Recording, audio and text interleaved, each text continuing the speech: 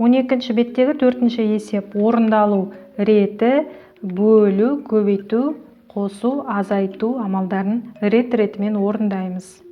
450-ді 5-ке бөлеміз. 90-ға тең. 720-ны 90-ға бөлеміз. 8-ге тең.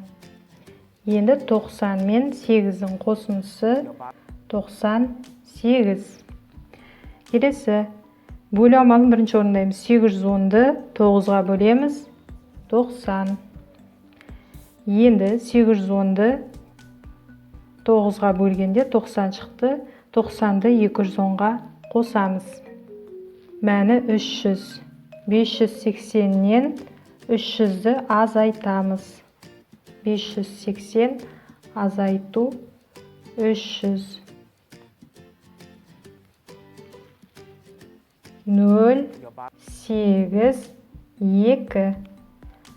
Олай болса 580-нен 300-ді азайтқанда 280-ге тең.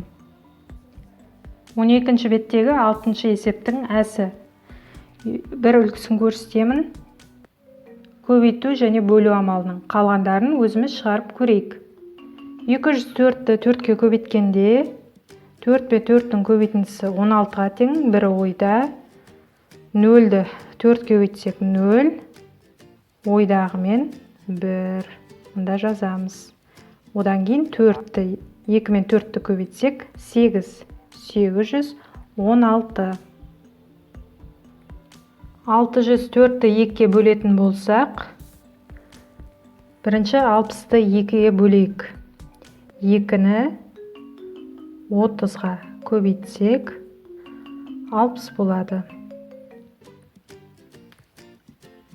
Екеуі тең.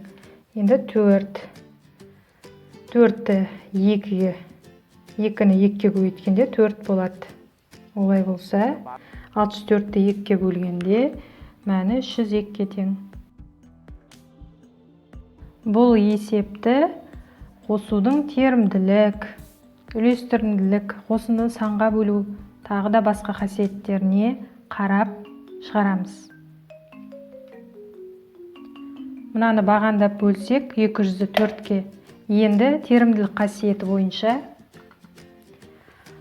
А қосу Б, оны С-ға көбейтеміз. Бұл жерде А-ны С-ға да көбейттік, В-ны С-ға да көбейттік, сосын барлығын қостық. Бұл көбейтудің терімділік қасиеті.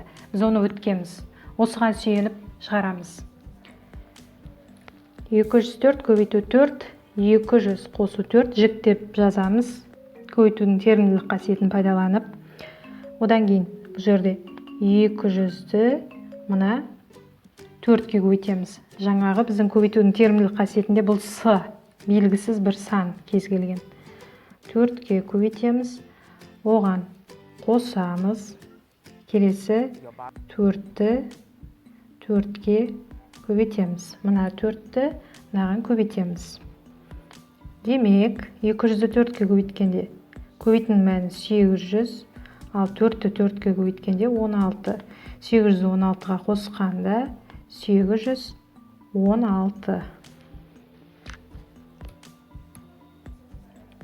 604-ті 2-ге бөлгенде бағандап бөлсек, енді біз көбейтудің келесі қасиеттерін пайдаланамыз. Қосындыны санға бөлу. А қосу Б бөлінген С. А-ны С-ға бөлдік, В-ны тағы да С-ға бөліп барлығын қостық. Міне осы қосындыны санға бөлу қасиетін пайдаланып шығарамыз. 604-ті жіктеп жазық, 600 қосу 4 бөлінген 2, одан кейін 600 бөлу. Сан жасы әрпі. Одан кейін қосамыз, қосу амалы.